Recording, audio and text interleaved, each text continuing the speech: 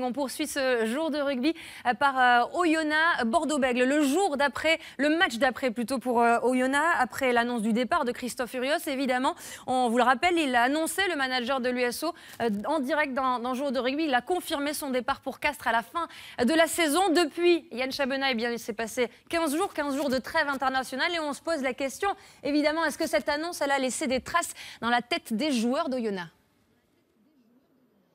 Pas vraiment de traces dans la tête des joueurs d'Oyonnax. Les joueurs sont apparus très détendus. Regardez, à 2 heures du coup d'envoi, c'est assez rare pour être signalé. Ils signaient des autographes, ils étaient conviés à une séance de dédicaces, beaucoup de décontraction. Et du côté de Christophe Furios, pas d'émotion non plus. C'est pas vraiment le genre de la maison avant de recevoir cette équipe de Bordeaux. Christophe Furios qui s'est très vite crispé car c'est Bordeaux qui a parfaitement attaqué ce début de rencontre. Ils ont pris les choses en main, les Bordelais qui restaient eux sur 2 défaites consécutives. On voit ici Yann Lesgourg s'échapper dans la défense et être repris à quelques centimètres de la ligne. Une action qui ne donnera rien, une domination stérile dont vont finalement profiter les Rouges et Noirs. 10 minutes de jeu, Yves Dongui ici qui se saisit de ce ballon. Première incursion d'Oyonnax dans les 22 mètres et première occasion d'essai réussie et transformée par Yves Dongui qui inscrit le premier essai de cette rencontre et permet après transformation à Oyonnax de mener 7-0.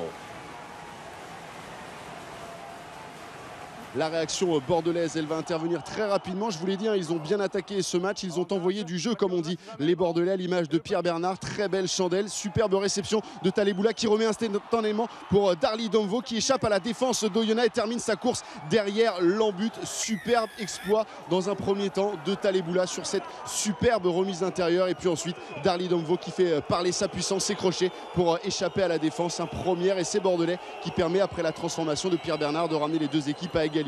Vincent Etcheto peut sauter de joie car après un duel de buteurs et 2 pénalités de part et d'autre, les 2 équipes sont à égalité, 13 partout. Mais Bordeaux vraiment domine de la tête et des épaules cette première période. Pierre Bernard, à quelques minutes de la fin de la première mi-temps, sert ici Domvo, le relais avec Félix de Boris qui va décider de redresser sa course pour encore une fois profiter des largesses de la défense d'Oyonnax, une fois de plus aux abonnés absents.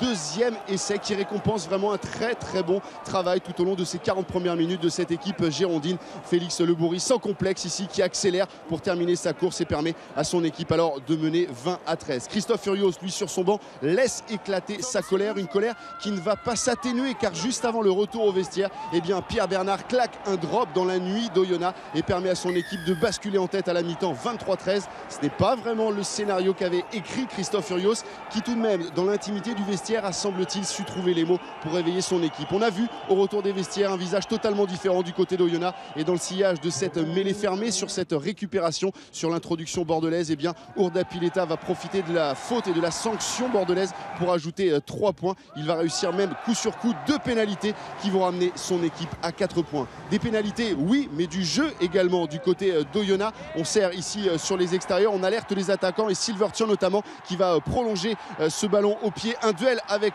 Taleboula dont finalement l'ailier bordelais sort vainqueur. Une belle réaction d'Oyonnax qui va donc, puisqu'il ne marque pas d'essai, capitaliser sur le pied de l'homme en forme ce soir, Benjamin Ourda Pileta qui alors ramène son équipe à 1 point seulement. Bordeaux est à la peine et Bordeaux va être en souffrance. Ici, c'est Darly Domvo, victime d'une grave blessure au genou droit. L'image est presque insoutenable, semble-t-il victime d'une rupture des ligaments croisés du genou droit. Darly Domvo passera des examens demain du côté de Bordeaux. Oyonnax, de son côté, continue sa marche en avant. Une mêlée retrouvée, des avants conquérants et c'est Bordeaux qui est à la peine. Bordeaux asphyxié par la puissance, par le combat et le sens du combat retrouvé par cette équipe d'Oyonnax. Monsieur Cardona adresse une pénalité transformée par Ourda Pileta qui permet à son équipe de reprendre l'avantage 25-23. On joue les dernières minutes et comme il y a 3 semaines face à Toulouse, Pierre Bernard va se voir offrir une balle de match, mais comme il y a 3 semaines face à Toulouse, l'ouvreur est en manque de réussite. Une réussite qui au contraire ne fuit pas Ourda Pileta qui va réussir une dernière pénalité